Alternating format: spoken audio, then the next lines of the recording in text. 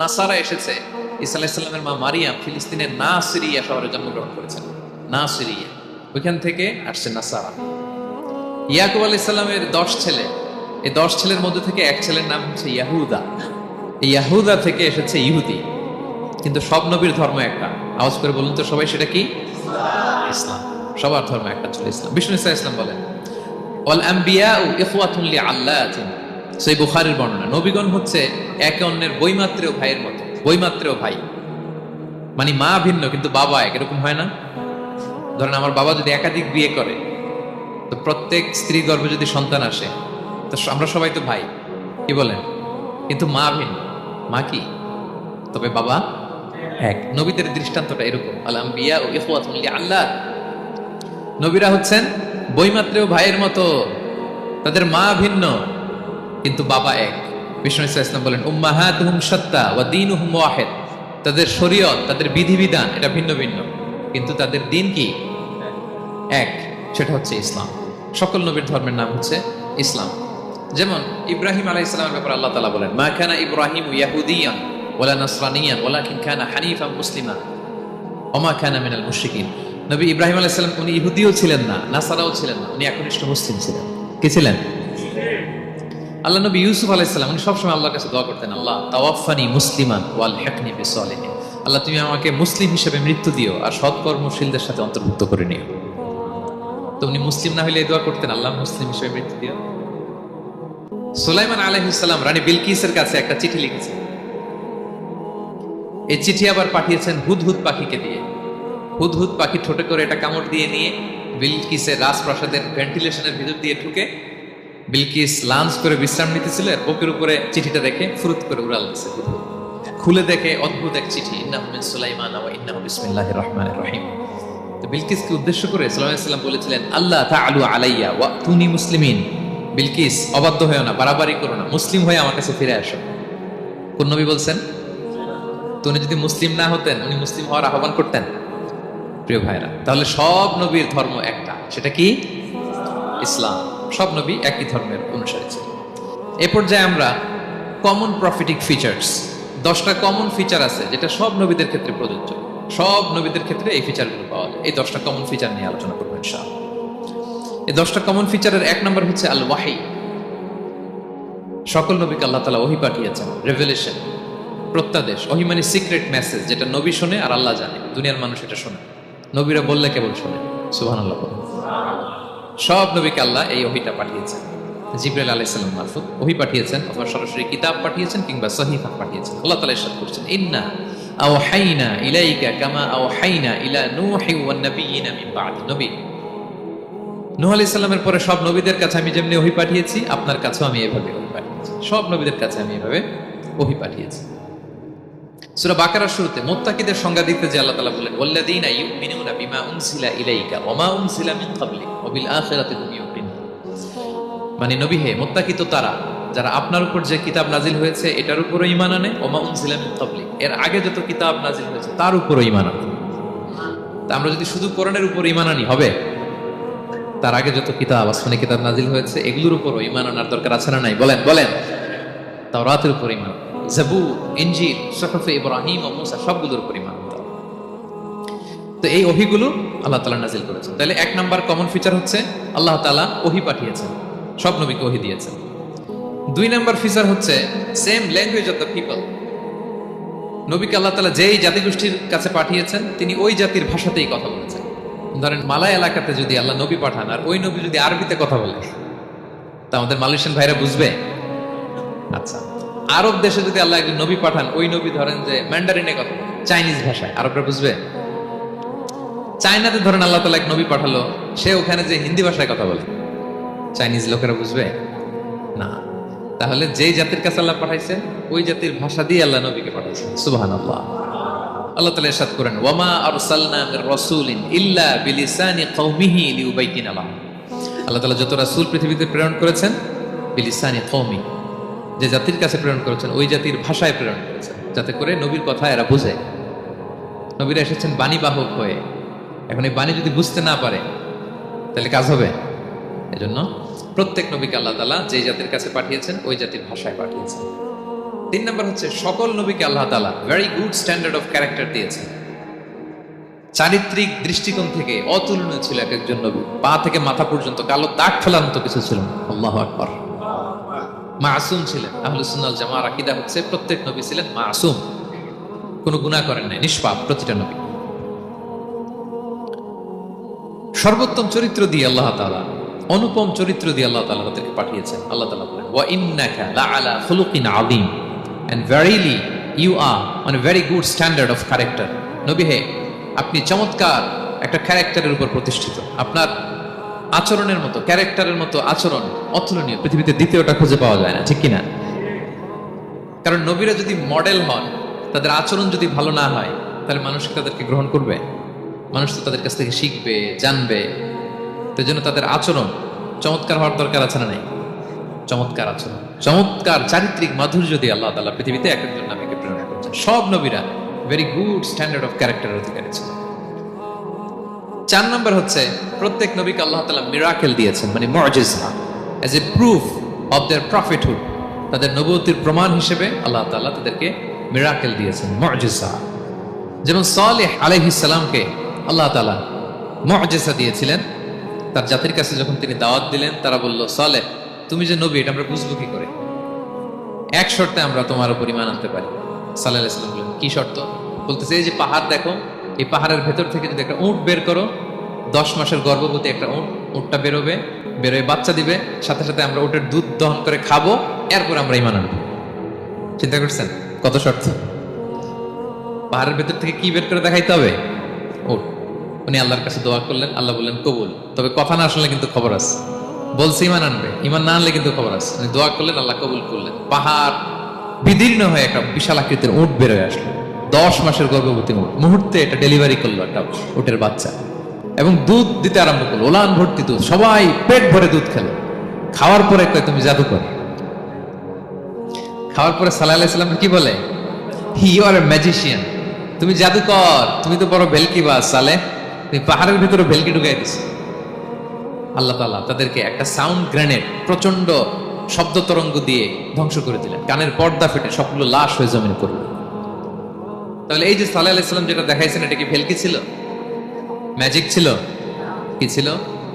মুআজিজা, miracle, as a proof of their prophethood. তাদের নবুয়তির প্রমাণ হিসেবে আল্লাহ তাআলা তাদেরকে মুআজিজা দিয়েছেন।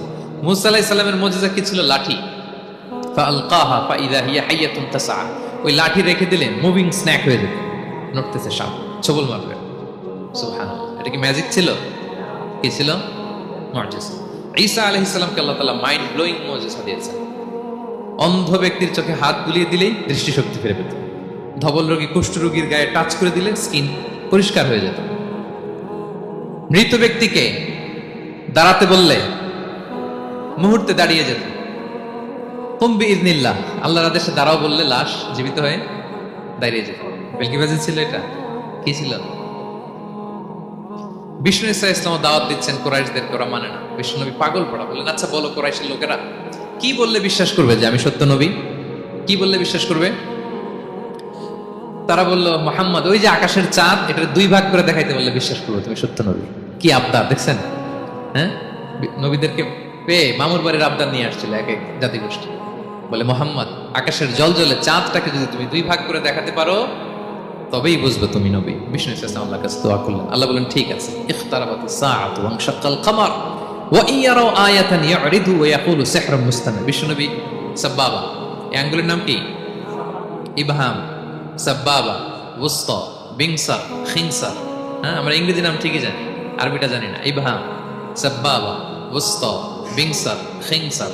বিষ্ণু সাব্বাবা আঙ্গুলি উঠালেন। এটা শাহাদাত আঙ্গুলি বলা হয়, আসলে সাব্বাবা আরবিতে। তো বিষ্ণুনবী এভাবে আল্লাহর নাম নিয়ে চাঁদের দিকে ইঙ্গিত করলেন। মুহূর্তে আকাশের জ্যোৎস্না বিলানো চাঁদটা 2 ভাগ হয়ে গেল। কুরাইশরা দেখে তো অবাক। বিষ্ণু বললেন, এবার কথা অনুযায়ী ঈমান আনো।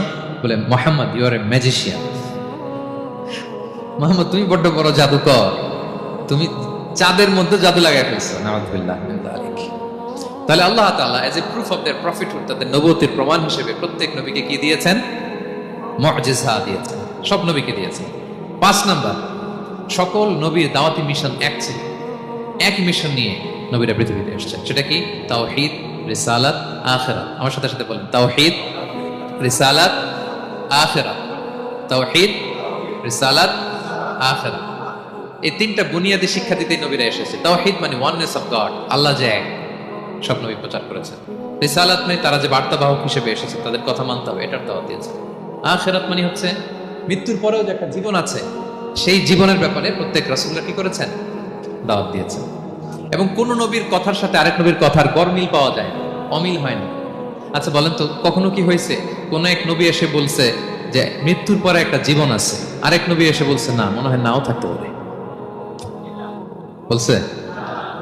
এক নবী এসে বলছে আমাদের স্রষ্টা আল্লাহ তাআলা তিনি একজন, আরেকজন বলছে না একজন না, দুই তিনজন হইতে পারে। এক নবী এসে বলছে ভালো করলে জান্নাত, খারাপ করলে জাহান্নাম, আরেক নবী এসে বলছে না, জান্নাত জাহান্নাম বলতে কিছু নাই। হইছে? হইছে?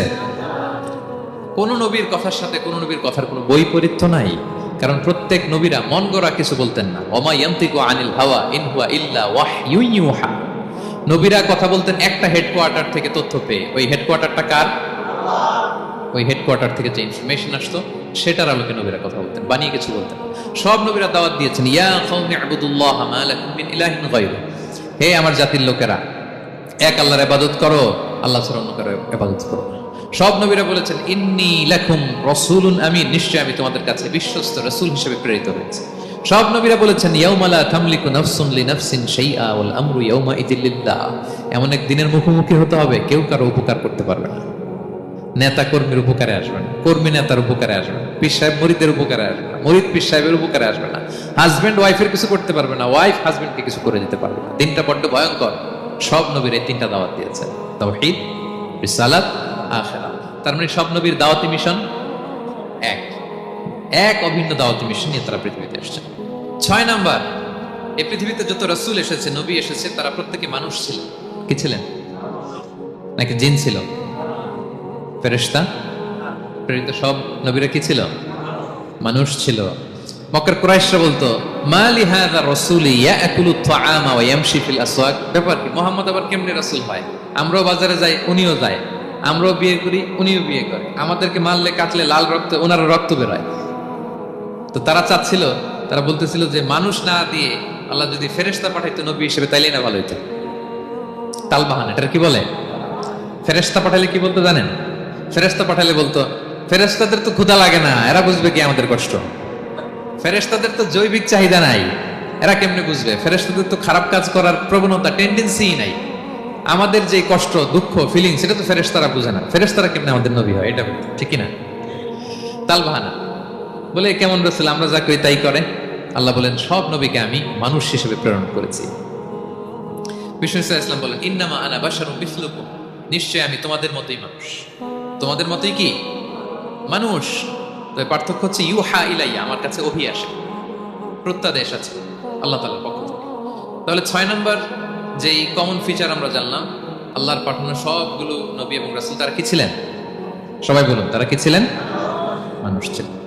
7 নম্বর কমন ফিচার হচ্ছে আল্লাহর পাঠানো সব নবী এবং রাসূলরা ওনারা পুরুষ ছিলেন। কি ছিলেন? কোন নবী কি নারী ছিল বলেন তো? হ্যাঁ, নারী নবী আছে? নাই। নবী হওয়ার জন্য ম্যাসকুলিনিটি শর্ত, পুরুষ হওয়া শর্ত। কারণ নবীকে অনেক বড় বড় জিনিসের নেতৃত্ব দিতে হবে, মাঝে মাঝে মিলিটারি তৈরি করতে হবে, লিডারশিপ লাগবে, যুদ্ধ পরিচালনা করতে হবে। নারীদের পক্ষে এটা সম্ভব? কঠিন। আমাদের বোনদের অনেক ধরনের দুর্বলতা আছে, তাদের মাসে কিছুদিন তারা আল্লাহর আদেশে অসুস্থ থাকে, ঠিক কিনা? পিরিয়ড তাদের চলে, ওই সময় সালাত পড়তে পারে না, অনেক প্রতিবন্ধকতা তাদের আছে। বাচ্চা যদি ধারণ করে পেটে 9 মাস, ওনারা অসুস্থ। শেষের মাসগুলোতে তো কঠিন, জটিল অবস্থা। বাচ্চা ডেলিভারির পরেও 40 দিন ব্লিডিং আছে না নাই? তাহলে অনেক ধরনের জটিলতা আল্লাহ তাআলা আমাদের দিয়েছেন। এই জন্য আল্লাহ তাআলা নবুয়তের গুরু দায়িত্ব, এটার জন্য আল্লাহ তাআলা পুরুষদেরকে সিলেক্ট করেছেন। আলহামদুলিল্লাহ। তাহলে যত নবী এবং রাসূল পৃথিবীতে এসেছিল ওনারা পুরুষ ছিল। আল্লাহ বলেন ওয়ামা আরসালনা মিন ক্বাবলিকা ইল্লা রিজালান নূহি ইলাইহিম। নবী হে মুহাম্মদ, আপনার আগে যত নবী এবং রাসূলকে আমি পৃথিবীতে প্রেরণ করেছি তাদেরকে পুরুষ হিসেবে প্রেরণ করেছি, কোন নারীকে আমি নবুয়তের মর্যাদা দেই না। 8 নাম্বার, প্রত্যেক নবীকে আল্লাহ তাআলা একটা গ্রুমিং, একটা ট্রেনিং সেশনের মধ্য দিয়ে নিয়েছেন। সেটা কি? সেটা হচ্ছে সবাইকে আল্লাহ তাআলা শেফার্ড হিসেবে কাজ দিয়েছিলেন, রাখাল হিসেবে। পৃথিবীর সব নবীরা ছাগল চড়াতেন, সব, আদম আলাইহিস সালাম থেকে শুরু করে বিষ্ণু ইসা ইসলাম পর্যন্ত। সুবহানাল্লাহ পড়বেন না? বিষ্ণু ইসা ইসলাম বলেন, মা বাআসাল্লাহু নাবিয়্যান ইল্লা রাআল গানাম, আল্লাহ এমন কোন নবী পাঠায় নাই যেই নবী ছাগল চড়ায় নাই, সব নবী। সাহাবারা অবাক হয়ে বললেন, ওয়া আনতা ইয়া রাসূলুল্লাহ, হে নবী আপনিও ছাগল চড়িয়েছেন? বিষ্ণু বললেন, হ্যাঁ, আমি তো অল্প কিছু পারিশ্রমিকের বিনিময়ে মক্কার লোকদের ছাগল চড়িয়ে দিতাম। সুবহানাল্লাহ। কেন সব নবীকে দিয়ে আল্লাহ ছাগল চড়ালেন? এই ট্রেনিং সেশন, গ্রুমিং সেশন কেন? কারণ ছাগলকে একসাথে বসানো করবে।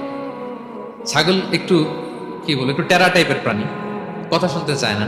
ধরেন যে সারা সপ্তাহ আপনি খুব ব্যস্ত, একদিন সুযোগ পাইছেন সপ্তাহে যে আজকে আমি ফ্রি আছি, যাই পুকুরে যে আমিও গোসল করি, ছাগলটারও গোসল করাই। এটা ধরে যদি এখন পুকুরের দিকে টান দেন, কি করবে? পা দুইটা এমন শক্ত করে মাটিতে ধরে রাখবে, আপনি যত টানবেন ওর ঘাড়ের চামড়া ছিঁড়ে যাচ্ছে, তারপরেও আসে না। এরপর ছাগলগুলোর একসাথে রাখা কঠিন, একটা নেচে ওদিকে যায়, আরেকটা লাফ দেয় এদিকে, আরেকটা ওইদিকে। এদেরকে যদি কেউ একত্রিত করতে পারে তাহলে এই জাতিকে, মানব জাতিকে একত্রিত করা তার জন্য একেবারে সহজ, পানি ভাত, ঠিক কিনা? এজন্য আল্লাহ এই মানব গোষ্ঠীর উপর লিডারশিপ কায়েমের আগে ছাগল চড়িয়েছেন। এবং যারা মরুভূমিতে ছাগল চড়ায়, যে শেফার্ড গুলো, যেই রাখালগুলো, তাদের অনেক শক্তিশালী হইতে হয়। গায়ে শক্তি না থাকলে ছাগল চড়ানো যায় না, কিন্তু লাঠি নিয়ে হই হই করে পিছনে দৌড়াইতে হয়, নেকড়ের ছোবল থেকে ছাগলগুলোকে রক্ষা করতে হয়, বাঘ নেকড়ে এগুলো থেকে বাঁচাইতে হয়। তার মানে এটা করার মধ্য দিয়ে এই জাতিকে কিভাবে জাহান্নামের আগুন থেকে বাঁচাবে নবীদের ওই ট্রেনিং হয়ে যায়। সুবহানাল্লাহ। ছাগলের দিক ওদিক দৌড়াতে থাকে, এদেরকে যেমনি একত্রিত করতে হবে, নবীদের কাজ হচ্ছে মানব গোষ্ঠীকে ইউনাইটেড করা, একত্রিত করা। এজন্য আল্লাহ তাআলা মা বাআসাল্লাহু নাবিয়্যান ইল্লা রাআল গানাম, এই পৃথিবীতে এমন কোন নবী পাঠান নাই যেই নবীকে দিয়ে আল্লাহ তাআলা ছাগল চড়ান নাই। সব নবীর মধ্যে এটা কমন। 8 নম্বর পয়েন্ট। 9 নম্বর পয়েন্ট হচ্ছে enmity from their own people. যত নবী দাওয়াত নিয়ে আসছে তারা চ্যালেঞ্জের মুখোমুখি হয়েছেন, শত্রুতার মুখোমুখি হয়েছেন। কেউ ওনাদের জন্য রেড কার্পেট রিসেপশন দেয় নাই। নবীদের পথ ছিল বড় পিচ্ছিল, এটা কুসুমাস্তীর্ণ ছিল না, কণ্টকাকীর্ণ। কেউই সহজে মেনে নেয় নাই। দাওয়াত দিছে তো রিজেক্ট, সবাই প্রত্যাখ্যান করেছে, সবাই প্রত্যাখ্যান করেছে। এটা কমন ছিল, প্রত্যেক নবীকে এটা মুখোমুখি হতে হয়েছে। Mockery, vulgarism, operation, mental torture, physical torture and what not, সব ধরনের। ইভেন অনেক নবীকে হত্যা করা হয়েছে দিনের দাওয়াতের কারণে। বনি ইসরায়েলের লোকেরা তাদের নিজেদের 70,000 নবীকে নিজেরা হত্যা করেছে। এমনকি আমার নবী বিশ্ব নবী মুহাম্মদ রাসূলুল্লাহ সাল্লাল্লাহু আলাইহি ওয়াসাল্লামকে হত্যার ষড়যন্ত্র করা হয়েছিল। আল্লাহ তাআলা দয়া করে বিশ্ব নবীকে হিজরতের ব্যবস্থা করে দিয়ে প্রাণে বাঁচিয়েছেন, মক্কা থেকে মদিনাতে পাঠিয়ে দিয়েছেন। তাহলে এই পথ বড় কঠিন ছিল, নবীদের পথ, সব নবীর জন্য, এক্সেপ্ট সুলাইমান এবং দাউদ আলাইহিস সালাম, তাদের কথা নেই। এছাড়া সব নবীরা এই সংগ্রাম, এই বিরোধিতা, এই শত্রুতা, এই জেলাসি, এগুলোর মুখোমুখি হয়েছে পৃথিবীর সকল নবীরা, সকল নবীরা। বিষ্ণু ইসলাম ঘুমাতে পারে নাই একটা রাত শান্তিতে। বিষ্ণুর বায়োগ্রাফি যদি আপনি পড়েন, জীবনে যদি পড়ে দেখেন, প্রত্যেকটা নবীর জীবনে এই কষ্টকর মুহূর্তগুলো ছিল। শত্রুতা সব নবীকে পোহাতে হয়েছে। বিষ্ণু ইসলামের কাছে যখন প্রথম নাজিল হলো ইকরা বিসমি রাব্বিকাল্লাযী খালাক, সূরা আলাকের প্রথম কয়টা আয়াত? 5 আয়াত নিয়ে কোরআনের ভারে নতুন রেভেলেশন পেয়ে বিষ্ণুনবী কাঁপতে আরম্ভ করলেন। কাঁপতে কাঁপতে জ্বর এসে গেল বিষ্ণুনবীর গায়ে, নিচে নেমে আসলেন।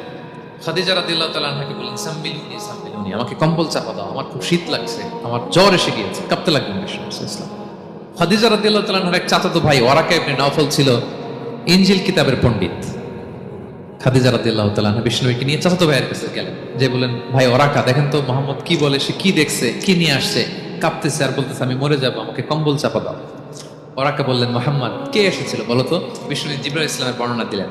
কি বলেছে বলতো? 5 আয়াতের বর্ণনা বিষ্ণু ইসলাম দিলেন। তখন বিষ্ণু ইসলামের কথা শুনে ওরাকা বলল, তোমার কাছে যে এসেছে ওহুয়ান নামুস, মানে জিবরিল, সে সব নবীদের কাছে এসেছে। মুহাম্মদ তুমি নবী হবা, তুমি কি হবা? তুমি নবী হবা, আখিরি নবী হবা তুমি। যে তোমার কাছে এসেছে সে সব নবীদের কাছে ওহী নিয়ে এসেছিল। আর জেনে রাখো মুহাম্মদ, তোমার এলাকার লোকেরা একদিন তোমাকে এলাকা থেকে বের করে দিবে। ভবিষ্যৎবাণী করতেছিলেন। বিষ্ণুনবী বললেন, আওয়া মুখরিজিয়াহুম, আমার ভাই বেরাদার, আমার জ্ঞাতি গোষ্ঠীর লোকেরা আমার এলাকা ছাড়া করবে? ওরাকা বললেন, হ্যাঁ। লাম ইয়াতি রাজুলুন কাত্তু বিমিসলি মা জিতা বিহি ইল্লা উদিয়া, তোমার মতো এরকম রিসালাতের দায়িত্ব নিয়ে যারাই কোনো জাতির কাছে এসেছে তাদের সাথে এরকম শত্রুতা করা হয়েছে। বিষ্ণু ইসলাম সেদিনের কথা শুনে, ওরাকার কথা শুনে অবাক হয়েছিলেন। তাহলে সব নবীদের ক্ষেত্রে 9 নম্বর কমন বৈশিষ্ট্য হচ্ছে তাদেরকে বাধার সম্মুখীন হতে হয়েছে। এখনো যারা নবীদের পথে চলবে বা চলে, তাদের জীবনে বাধা বিপত্তি আছে না নাই? হ্যাঁ, তারা জেনে বুঝেই এই পথে এসেছে, তারা হিসাব মিলিয়েই এই পথে নেমেছে। এজন্য বাধা বিপত্তি চ্যালেঞ্জ কোনো মুমিনকে তার রাস্তা থেকে সরাতে পারে না, ঠিক কিনা বলেন? এক চুলো নড়াতে পারে। এটা নবীদের পথ, এটা নবীওয়ালা কাজ। এখানে জুলুম থাকবে, এখানে বাধা বিপত্তি থাকবে, এখানে চ্যালেঞ্জ থাকবে। এই পথটা সোজা, সিরাতুল মুস্তাকিম। যদি শেষ মাথায় যাওয়া যায়, ডাইরেক্ট জান্নাতুল ফিরদাউস। আলহামদুলিল্লাহ। তাহলে সব নবীরা বাধার সম্মুখীন হয়েছে। 9টা কমন ফিচার গেল। 10 নম্বর, দ্য লাস্ট কমন ফিচার, পৃথিবীর সব নবীরা ইন্তেকাল করেছে। আর কোন নবী আসবে? পৃথিবীর সব নবীরা মারা গিয়েছেন, কিন্তু আলামুল বারজাখের জগতে নবীরা জীবিত। আই রিপিট, আমি আবারও বলি, প্রত্যেক নবী তার কবরে জীবিত। আলামুল বারজাখে। আমরা এই দুনিয়াতে আসার আগে যেই জগতে ছিলাম, ওই জগৎটার নাম হচ্ছে আলামুল আরওয়াহ, মানে রুহের জগৎ। সেখান থেকে আমরা এই জগতে এসেছি, এটার নাম আলামুল দুনিয়া, দুনিয়ার জগৎ। আবার মৃত্যুর পরে যে নতুন এক্সটেশনে আমরা যাব, সেটার নাম হচ্ছে আলামে বারজাখ, বারজাখের জগৎ। নবীরা ওই বারজাখের জগতে জীবিত। বিষ্ণু ইসলাম সুনানে আবু দাউদের হাদিসে বলেন যে ইন্নাল্লাহ হাররামা আলাল আরদি আন তাকুলা আজসাদাল আম্বিয়া, আল্লাহ তাআলা এই জমিনকে, নবীদের দেহকে কনজিউম করাকে হারাম করে দিয়েছেন। মানে জমিনের জন্য নবীদের লাশকে পচিয়ে ফেলা, খেয়ে ফেলা হারাম। যত নবী যেখানে ইন্তেকাল করেছেন, তাদের পবিত্র দেহ মোবারক এখনো আগের মতো একেবারে যখন মৃত্যুবরণ করেছিলেন তখন লাশটা যেমন তাজা ছিল, এখনো প্রত্যেকে তার কবরের তাজা লাশ নিয়ে শুয়ে আছে। প্রত্যেক নবী কবরে জীবিত। বিষ্ণু ইসলাম ওনার কবরে জীবিত। তবে এটা বারজাকি জগতে। এই দুনিয়া তিনি যেভাবে জীবিত ছিলেন ওইভাবে না, বারজাকি জগতে জীবিত। আমরা যখন প্যারা নবীর উপর সালাম পৌঁছাই, দুরুদ পড়ি, প্রত্যেক ফেরেশতা, একটা ফেরেশতা আছে এই দুরুদগুলোকে নিয়ে বিষ্ণুবীর কাছে পৌঁছায়।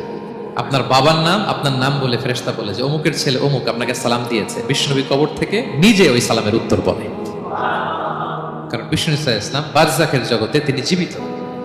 হায়াতুন নবী, বারজাকের জগতে তিনি জীবিত। আর এখানে বিষ্ণু ইসলাম বলেন আল আম্বিয়া ওয়া আহইয়াউন ফি কুবুরিহিম ইউসাল্লুন, নবীরা তাদের কবরে জীবিত, সেখানে তারা সালাত আদায় করে। নবীরা তাদের কবরে কি করে? সালাত আদায় করে। তাহলে এই 10টা হচ্ছে কমন ফিচার্স এবং প্রফিটস। সব নবীদের মধ্যে এই বিষয়গুলো পাওয়া যায়। সর্বশেষ পয়েন্ট হচ্ছে lessons from the life of the profits. এত নবী রাসূল আল্লাহ তাআলা আমাদের হেদায়েতের জন্য পাঠালেন, তাদের জীবনী থেকে আমাদের জন্য শিক্ষা কি, লেসন কি, এটা জানার দরকার আছে না নাই? বলেন, কি লেসন আমরা নিব? অনেক লেসন আছে। আমি সংক্ষিপ্ত পরিসরে 2-1টা বলি। আমি আমার মিজানুর রহমান আজহারি ভেরিফাইড ইউটিউব চ্যানেলে প্রফেট সিরিজ নামে একটা সিরিজ করেছে, 25 পর্বে। কোরআনে কয়জন নবীর নাম উল্লেখ হয়েছে? আর আমার চ্যানেলে কয় পর্ব? তার মানে 25 জন নবীর ব্যাপারে আমি ওয়েল ডকুমেন্টেড ম্যানারে একাডেমিকলি আলোচনা করেছি। আপনারা শুনবেন, আপনাদের জন্যই করেছি, শুনবেন আপনারা। এবছর 21শে বইমেলায় আপনারা শুনেছেন আমার একটা বই প্রকাশিত হয়েছে, বইয়ের নাম হচ্ছে জেগে ওঠো আবার। এটা আমি নিজে লিখেছি। আরেকটা বই 6 খণ্ডের আমি সম্পাদনা করেছি, সেটা হচ্ছে ছোটদের নবী রাসূল। বইটার নাম কি? ছোটদের নবী রাসূল।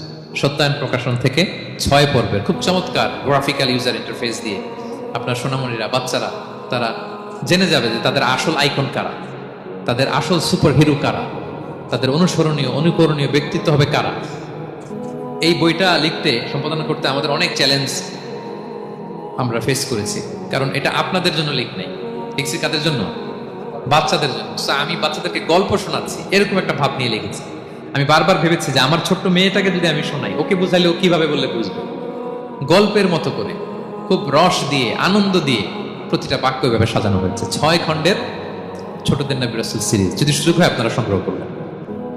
বড়দের নিয়েও আমরা নবী রাসূলদের উপর আমাদের সামনে কাজ আসবে, আমরা জানাবো। তো আজকের এই কায়েত ফাউন্ডেশন বাংলাদেশের এই প্রোগ্রামে সর্বশেষ যে পয়েন্টটা আপনাদের সামনে আমি উপস্থাপন করতে চাই, সেটা হচ্ছে lessons from the life of the profits. নবী রাসূলদের জীবনী থেকে আমাদের জন্য কি শিক্ষা? 25 জন নবীকে কভার করা সম্ভব হবে না। আমি সেখান থেকে মাত্র 7 জন নবীর জীবনী থেকে 7টা শিক্ষা 7 মিনিটে বলে আমরা শেষ করে দেব ইনশাআল্লাহ বিইذنিল্লাহ। প্রথমে আমরা শুনবো সাইয়েদনা আদম আলাইহিস সালামের জীবনী থেকে শিক্ষা। পৃথিবীর প্রথম নবী কে ছিল বলেন তো? আদম আলাইহিস সালাম। আমরা যেমনি আমাদের শৈশব ছিল, কৈশোর ছিল, যৌবন, তারপর বার্ধক্যের দিকে যাচ্ছি, ওনার কি এরকম ছিল? আদম আলাইহিস সালামের শৈশব ছিল না? ছিল? কৈশোর ছিল? কনফিউশনে পড়ে গেছে। ছিল ছিল না। মজার ব্যাপার হচ্ছে ওনার শৈশব কৈশোর ছিল না, ওনাকে আল্লাহ সৃষ্টি করতে যুবক করে সৃষ্টি করছেন। সুবহানাল্লাহ, এত আসতে কেন?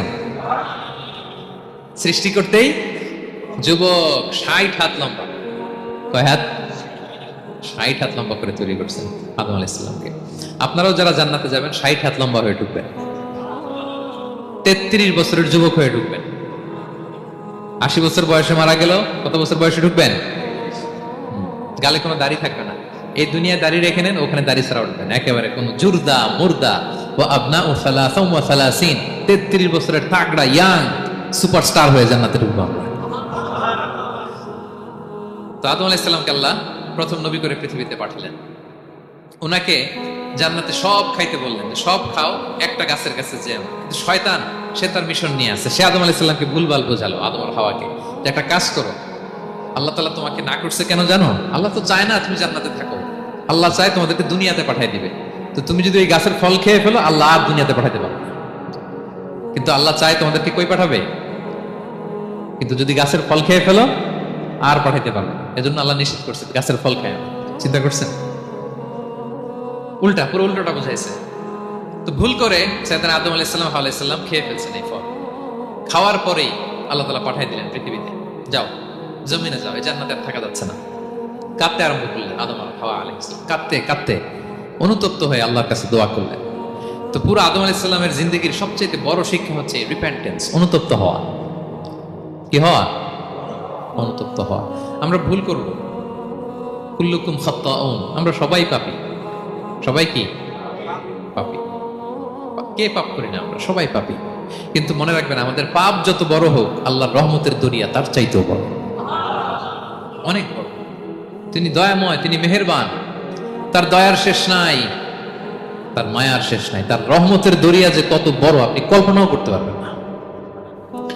শয়তান আর আমাদের মধ্যে পার্থক্য হচ্ছে, শয়তান পাপ করে পাপে অটল থাকে, কিন্তু বিশ্বাসীরা পাপ করার সাথে সাথেই ক্ষমা চায় কার কাছে?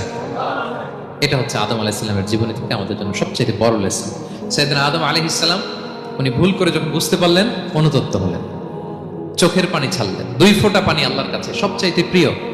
এক হচ্ছে জিহাদের ময়দানে মুজাহিদের গা বেয়ে ঝরে পড়া রক্তের ফোঁটা, 2 হচ্ছে অনুতপ্ত বান্দার চোখের পানির ফোঁটা। অনুতপ্ত বান্দা নিজের ভুল স্বীকার করে মাথাটা নিচু করে চোখের পানি ছেড়ে দিয়ে যখন আল্লাহর কাছে কাঁদে, তার চোখের পানি চোখ বেয়ে নাকের ডগা বেয়ে জমিনে ড্রপ করার আগেই আল্লাহ তার সব গুনাহ মাফ করে দেয়। সাইয়েদনা আদম আলাইহিস সালাম কাঁদতে আরম্ভ করলেন, কাঁদতে কাঁদতে অনুতপ্ত হয়ে দোয়া করলেন, রব্বানা যালামনা আনফুসানা ওয়া ইল্লাম তাগফির লানা ওয়া তারহামনা লানাকুনান্না মিনাল খাসিরিন। রব্বানা, হে আমাদের রব, যালামনা আনফুসানা, আমরা আমাদের নফসের উপর জুলুম করেছি, ভুল করেছি, অন্যায় করেছি, অপরাধ করেছি। ওয়া ইল্লাম তাগফির লানা, আল্লাহ তুমি যদি ক্ষমা না করো, তুমি যদি মাফ না করো, লানাকুনান্না মিনাল খাসিরিন, আল্লাহ আমরা ধ্বংস হয়ে যাব, আমরা ক্ষতিগ্রস্ত হয়ে যাব, আমরা লুজার হয়ে যাব। এই বাক্যগুলো বলে বলে যখন আল্লাহ তাআলার কাছে দোয়া করলেন, আল্লাহর রহম হলো। আল্লাহ দয়া করে সাইয়েদনা আদম আর হাওয়া আলাইহিস সালামকে ক্ষমা করে দিলেন। ক্ষমা করে আবার জান্নাতের এন্ট্রির ঘোষণা দিলেন, যে আবার দুনিয়ার জীবন শেষ করে আসো, যেখান থেকে আসছিলে আবার ওখানে ঢুকতে পারবে। তাহলে আদম আলাইহিস সালামের জীবন থেকে আমরা যে লেসনটা পাই সেটা কি ভাই? বলেন বলেন। অনুতপ্ত হওয়া, রিপেন্টেন্স। আমরাও যদি জীবনে ভুল করি, কি করবেন? ভুলের উপর অটল থাকবেন, অনড় থাকবেন, একগুঁয়ে ধরে বসে থাকবেন, সীমা লঙ্ঘন করবেন? আমরা ক্ষমা চাইব। কার কাছে ক্ষমা চাইব? ক্ষমা দেওয়ার জন্য তিনি বসে থাকেন। শেষ রাতে আল্লাহ প্রথম আসমানে চলে আসে, প্রথম আসমানে এসে ডাকতে থাকেন, আলা মিন মুস্তাগফিরিন আগফির আলা, কে ক্ষমা চাবা? কে পাপ করেছে, জুলুম করেছে, বলো, আমি ক্ষমা দেওয়ার জন্য আসছি। আলা মিন মুস্তারজিকিন আরযুক আলা, কার রিজিকের দরকার, কার চাকরি নাই, কার ব্যবসা মন্দা, আমার কাছে চাও, আমি আল্লাহ বাড়িয়ে দেব। কার কি লাগবে বল, আমি দেবো। আল্লাহ তাআলা দেওয়ার জন্য আসছে, আমি নেয়ার জন্য উঠতে পারি না। আমরা যেন আল্লাহ তাআলার কাছে চাই বেশি বেশি। এবং ভুল করলে যেন আমরা অনুতপ্ত হই। ভুল করলে আমরা কি হব? সাইয়েদনা আদম আলাইহিস সালামের জীবন থেকে আমরা এটা শিখলাম। 2 নম্বরে, সাইয়েদনা নূহ আলাইহিস সালামের লাইফ থেকে আমরা কি শিখি? ওনার লাইফ থেকে আমরা শিখি হচ্ছে কনসিস্টেন্সি, মানে লেগে থাকা। ভালো কাজের জন্য কি করা? লেগে থাকা। উনি 950 বছর দাওয়াত দিয়েছিলেন ওনার জাতিকে। কয় বছর বলেন তো? 950 বছরের দাওয়াতি কার্যক্রমের ফলে উনি ফলোয়ার জোটাইতে পারছেন কয়জন জানেন? 80 জন। কয়জন? এরাই আমাদের পূর্বপুরুষ। আমরা পৃথিবীর সবাই কিন্তু এদেরই নাতিপুতি। এই 80 জনকে নিয়ে উনি নৌকার উপর উঠছিলেন, কিস্তির উপর, আর বাকিটা তো মহাপ্লাবন দিয়ে আল্লাহ ধ্বংস করে দিয়েছেন। ওই 80 জন আবার জমিনে এসে জমিন আবাদ করা শুরু হলো, ওখান থেকে পৃথিবীর সকল মানুষ। সুবহানাল্লাহ।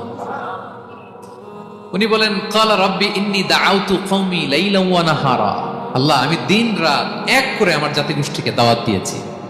ফালাম ইয়াজিদহুম দুআই ইল্লা ফিরারা। কিন্তু আমারে দেখলে লোকগুলো ভেগে ভেগে যায়। আর কি করে? আমার কথা যেন শুনতে না হয়, এরা কানে আঙ্গুল দিয়ে রাখে আর মুখে কাপড় পেঁচিয়ে রাখে। নূহ আলাইহিস সালাম তারপরও থামতেন, কন্টিনিউয়াস দাওয়াতি কাজ।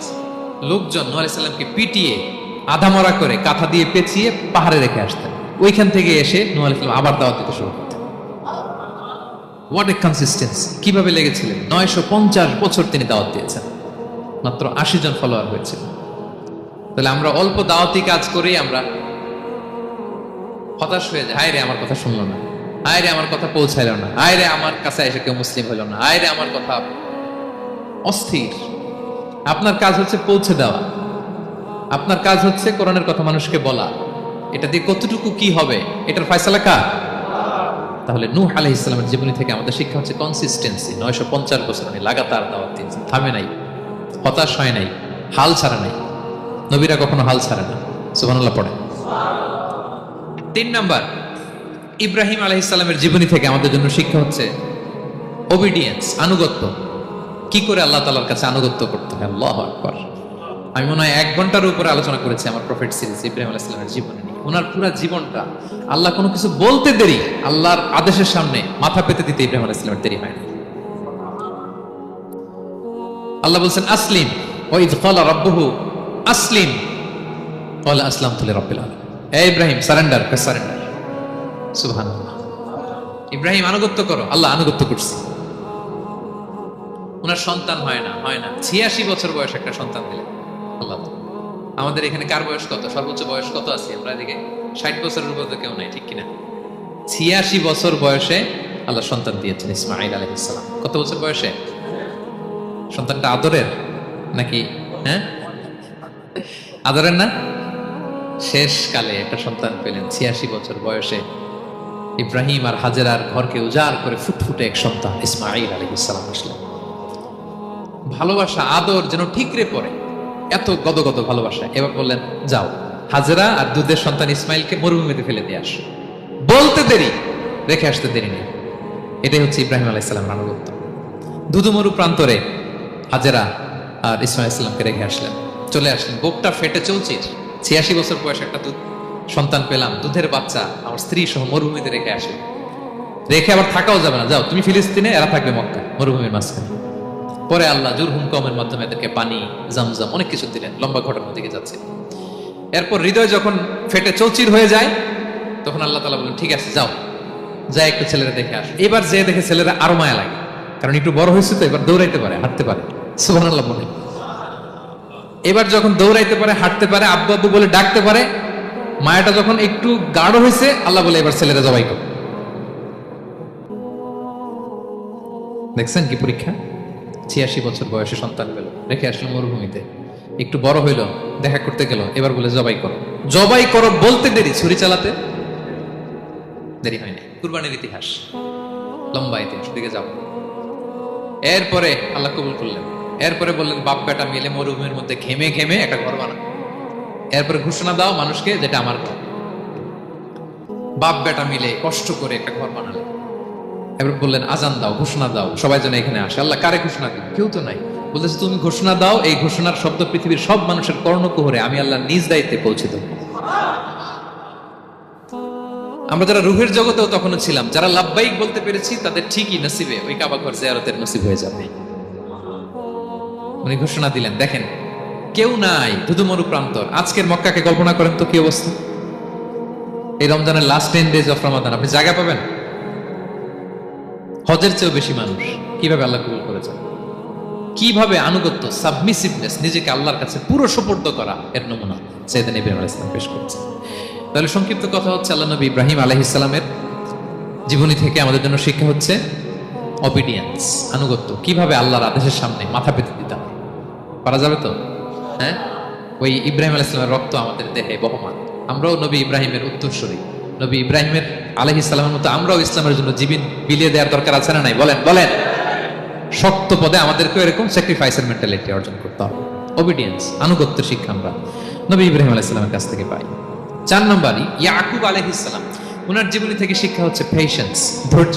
আমাদের অনেকের ধৈর্য নাই, আমরা অস্থির, অল্পতে ধৈর্য হারাই ফেলি।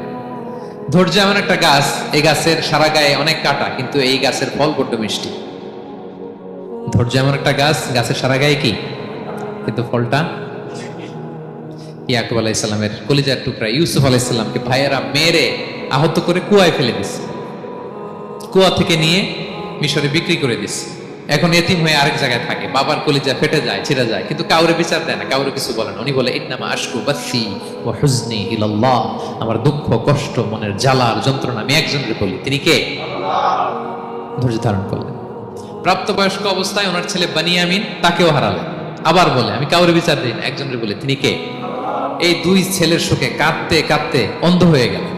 আল্লাহু আকবার। সেদিন ইয়াকুব আলাইহিস সালাম একবারও ধৈর্য হারান না। তাহলে আল্লাহ নবী ইয়াকুব আলাইহিস সালামের জীবনী থেকে আমাদের জন্য শিক্ষা হচ্ছে পেশেন্স। বিপদে আমরা কি ধরবো? ধৈর্য ধারণ। 5 নম্বরে ইউসুফ আলাইহিস সালামের জীবনী থেকে আমাদের শিক্ষা হচ্ছে he is the archetype of good character, উন্নত চরিত্রের মডেল।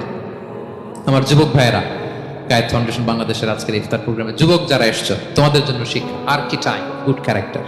চরিত্র কিভাবে হেফাজত করতে হয়, এর মডেল, প্রেরণার বাতিঘর। তাগড়া যুবক, পৃথিবীর সবচাইতে সুন্দর পুরুষ ইউসুফ আলাইহিস সালাম। তাকে দেখে ওই সময়ের আরেক বিশ্ব সুন্দরী জুলাইখা প্রেমে মাতোয়ারা, গোপন কক্ষে নিয়ে প্রেম নিবেদন করেছে, বলেছে ইউসুফ কাক পক্ষে টের পাবে না। আল্লাহ নবী ইউসুফ আলাইহিস সালাম এটাকে প্রত্যাখ্যান করলেন, জোরাজুরি করলেন, প্রত্যাখ্যান করলেন, মারধর করা হলো, প্রত্যাখ্যান করলেন। সবশেষে আলটিমেটাম দিল, যদি আমার কথা মতো না চলো জেলখানায় ভরবো। উনি বললেন ক্বালা রাব্বি সিজনু আহাব্বু ইলাইয়া মিম্মা ইয়াদউনানি ইলাই, আল্লাহ এই পাপের কাজের চেয়ে জেলখানায় আমার জন্য ভালো। বিনা অপরাধে, বিনা দোষে 1 যুগ মিথ্যা অপবাদে কারাবন্দী ছিল সাইয়েদনা ইউসুফ আলাইহিস সালাম। তারপরেও চরিত্রের ব্যাপারে 1 বিন্দু কম্প্রোমাইজ করেন। যুবক ভাইরা, চরিত্র বড় দামি সম্পদ। সম্পদ গেলে সম্পদ আসে, স্বাস্থ্য গেলে স্বাস্থ্য আসে, একবার চরিত্র নষ্ট হলে ওই চরিত্র আর ফিরে পাওয়া যায় না। সাইয়েদনা ইউসুফ আলাইহিস সালামের জীবনী থেকে আমাদের শিক্ষা হচ্ছে চরিত্রকে কিভাবে প্রিজার্ভ করতে হয়। এটা 6 নম্বরে সাইয়েদনা ঈসা আলাইহিস সালামের জীবনী থেকে আমাদের জন্য শিক্ষা হচ্ছে স্লেভারি, দাসত্ব। কারণ আমরা সবাই গোলাম একজনের। বলেন তো কার গোলাম?